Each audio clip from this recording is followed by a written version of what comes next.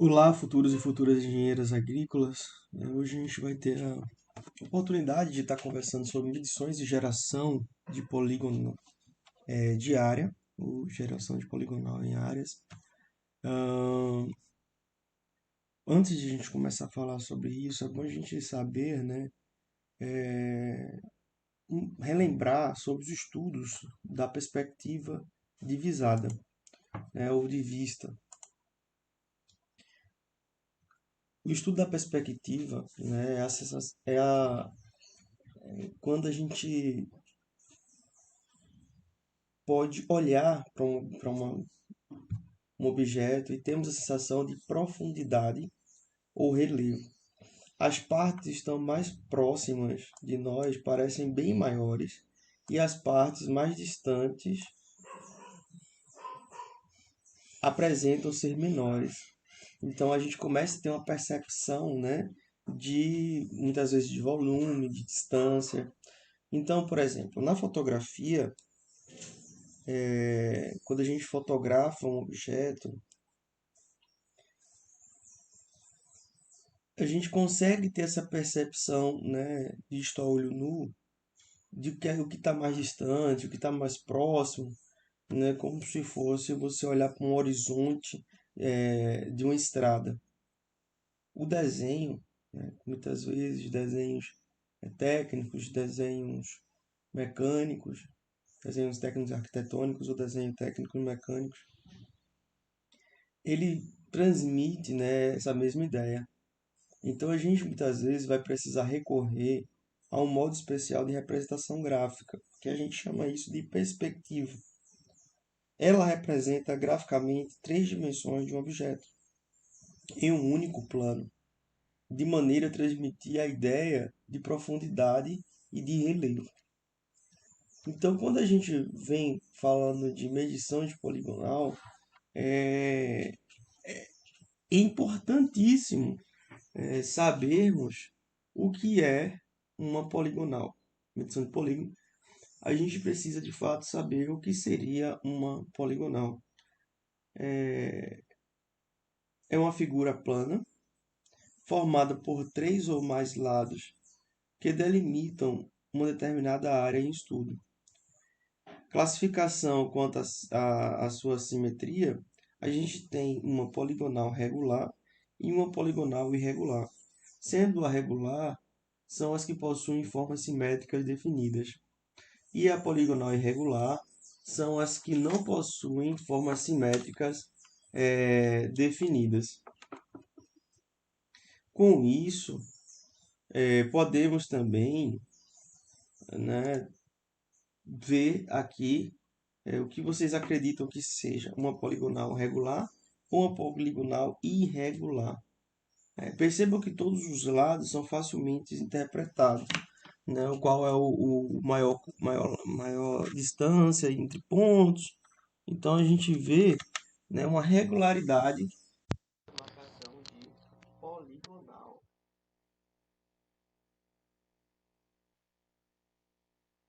Ao passo disso, né, a gente precisa entender que os métodos para se desenhar uma poligonal, nós teremos aí dois tipos de métodos, né, por medidas lineares ou angulares, vai ser a primeira que a gente vai aqui discutir e aprender, e por coordenadas, que é o mais tranquilo, né, quanto ao GPS, que vai ser utilizando o GPS, eu acredito que seja o mais fácil, mas eu espero que vocês consigam construir esse conhecimento, o que seria mais tranquilo. Então, os métodos lineares ou angular, método linear ou angular, neste método usa-se o transferidor e o escalímetro, ou o transferidor e a própria régua. É um método que apresenta limitações quanto à poligonal e apresenta muitos vértices. Aqui a gente tem o norte. Deixa eu colocar aqui o ponteiro. A gente tem aqui o norte magnético, que é o sinalizador caneta. Aqui a gente tem o norte magnético, simbolizado, né? Então a gente fez uma reta para identificar aonde seria aqui o nosso norte magnético. Então aqui a gente tem a área de observação, ó, o PP, né? Aqui temos a primeira abertura azimutal de ângulo azimutal, né? Que seria do nosso norte até ir para o caminhamento da lateral do terreno. Aqui a gente vai ter o nosso primeiro ponto. Isso aqui a gente mede utilizando o trainer. Depois a gente vai para o segundo ponto. Depois a gente vai para o próximo ponto. E assim sucessivamente. Aqui a gente vai ter uma poligonal irregular. A mesma coisa a gente faz independente da poligonal. E aqui a gente tem uma poligonal regular. Bem, algumas observações, né? O erro gráfico tolerável é de meio grau ou 30 minutos para as medidas angulares e de meio milímetro para as lineares. Então percebam que este erro quanto ao uso de trenas e tudo mais é muito pequeno. E a gente vai ver em atividade que isso é muito comum a ter erros muito grandes, né? A forma de esticar a trena, isso vai influenciar diretamente. Os erros toleráveis cumulativamente também é algo que a gente está sempre tendo observação, né? Para poder aí evitar no final estar fazendo aí um levantamento errôneo. Quanto ao tamanho do desenho, né, a escolha da escala pode ser feita em função do papel ou vice-versa. Em ambos os casos, recomenda-se fazer o desenho preliminar na escala reduzida e para servir como base para o principal. Isso aí é a questão do desenho, da representação gráfica, isso no papel. Nós temos aqui orientação relativa e orientação cardial. Essa orientação cardial é o que a gente realiza quando está executando ela, né, referente ao nosso norte, sul, leste, oeste. Lembrando-se que o norte sempre vai estar quando o nosso braço direito estiver apontado para o nascer do sol, o norte estará à nossa frente e o sul estará oposto. Quando o nosso braço esquerdo estiver apontado ao pôr do sol, o norte estará à nossa frente e o sul ou ao lado oposto do mesmo.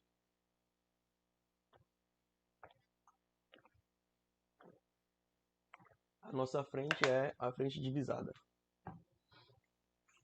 Então, a orientação relativa, né, posição da poligonal em relação aos detalhes, ou seja, algum ponto de referência, e a projeção cardeal é a posição do poligonal em relação aos meridianos. Aqui, falando de desenho da poligonal, nós temos o norte magnético, nós temos o norte geográfico, e nós temos o norte, né, que pode ser representado graficamente num desenho, e posteriormente ele pode ser facilmente alinhado para os diferentes tipos de norte. Quando nós não sabemos de fato aonde seria esse norte.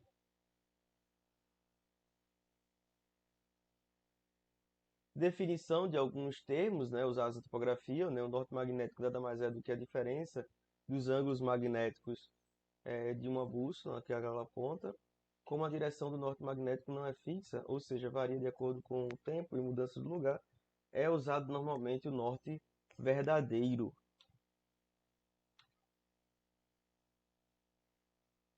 É o deslocamento que se faz, né, o caminhamento.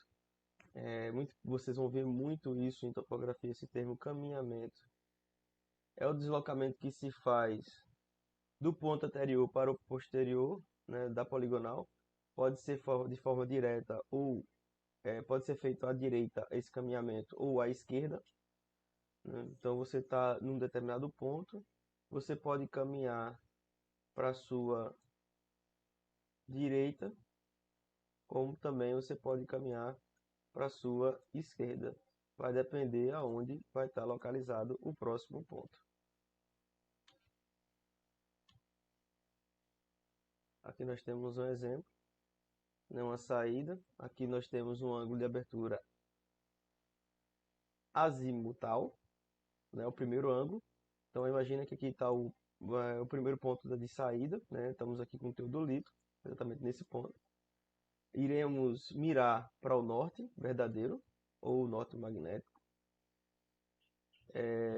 E aí abriremos o equipamento aqui na angulação até o próximo ponto, que no caso não seria esse, seria a abertura angular provavelmente para esse ponto aqui.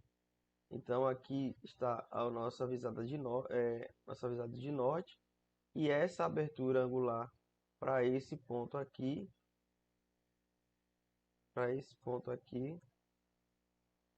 essa abertura angular aqui é o nosso azimuth. E nesse caso específico aqui a gente está indo aí uma visada para o lado esquerdo. Aqui o azimuth, por exemplo, está indo para o lado direito.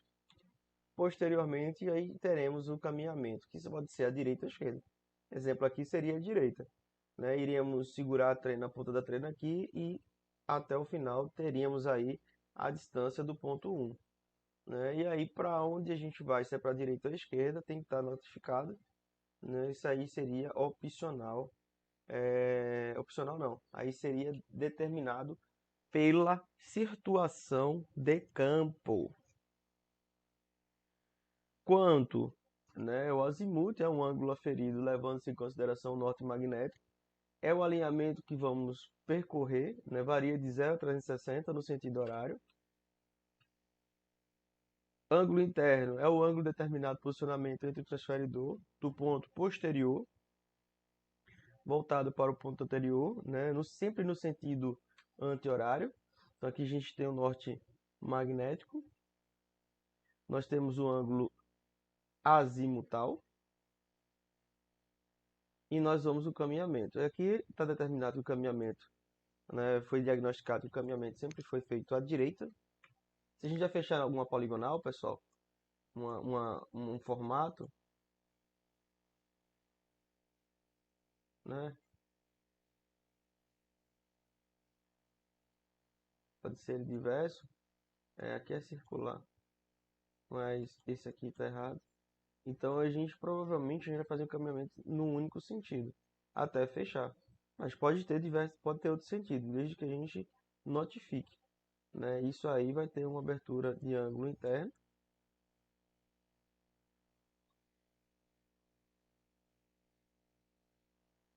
Que vai ser avisada do ponto onde você estava, do ponto onde vai ser medido até o ponto onde você estava, e assim sucessivamente. Aqui a gente vai usar um exemplo prático, certo? Fomos ao campo, fizemos algumas medições e escrevemos que está faltando, né, para representar isso graficamente no papel, algumas informações, como ângulo interno, distância, e aqui a gente vai observar o ângulo azimutal.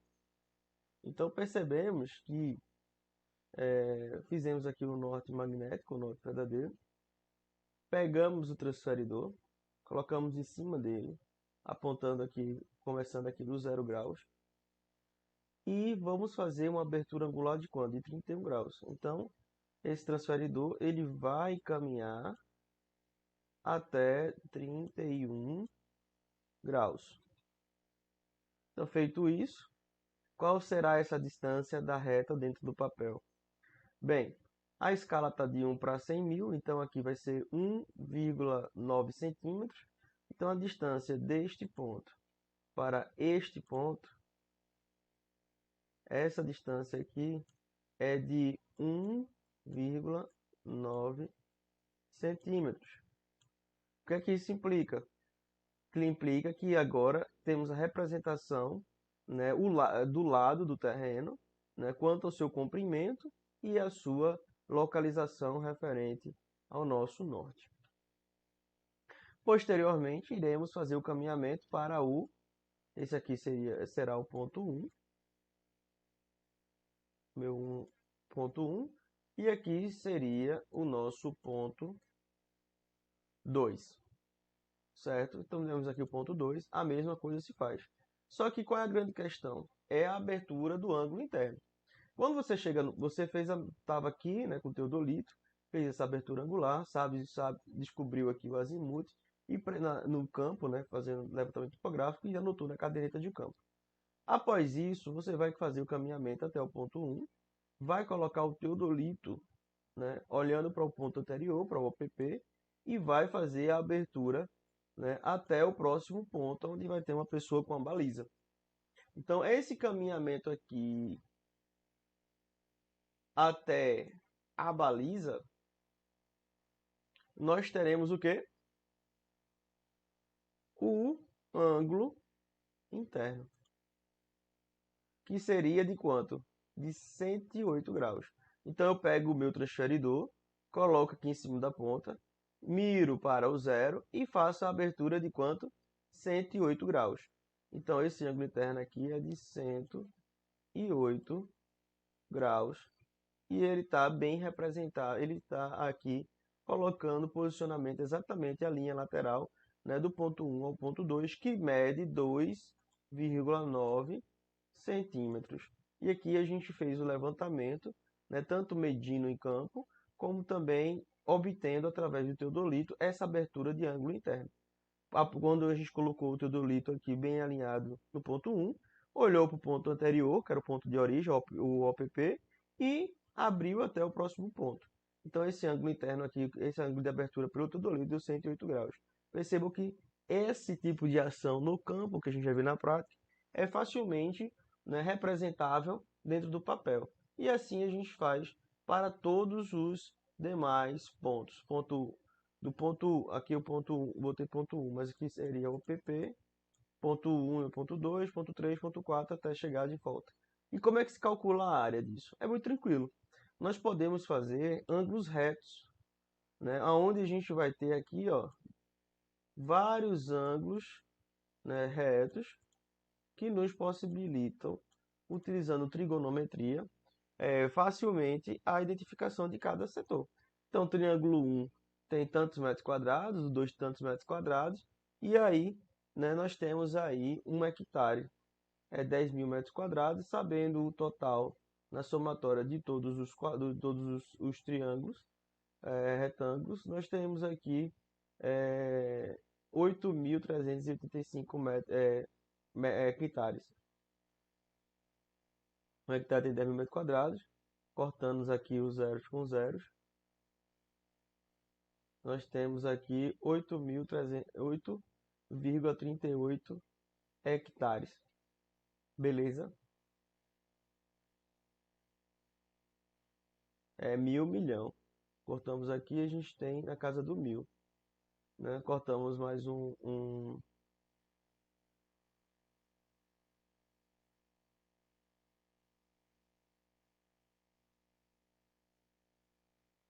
Deste modo aqui, nós teremos, pulando aqui mais uma casa, 838,5 hectares, né? Essa área que a gente acabou de medir.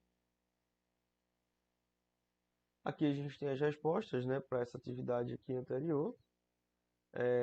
O ângulo azimutal, foi de 103 graus, né, do vértice 2. O ângulo do quarto para o primeiro vértice foi de 106 graus. Né? A distância desse ponto aqui, se a gente está fazendo escala, essa distância aqui, ela vai ser exatamente o que a nossa régua medir em centímetros, já que está todo mundo em centímetros. Dentro da abertura angular feita pelo transferidor, então é só chegar com a régua, o que completou até chegar ao ponto de origem é a medição. E nesse caso específico aqui, foram 3,3 centímetros ou 3.300 metros.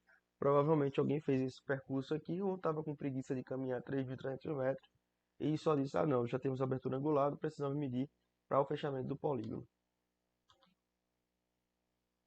O método das coordenadas, como eu falei para vocês, acredito que seja o mais fácil, vocês vão gostar, né? Utilizando o GPS.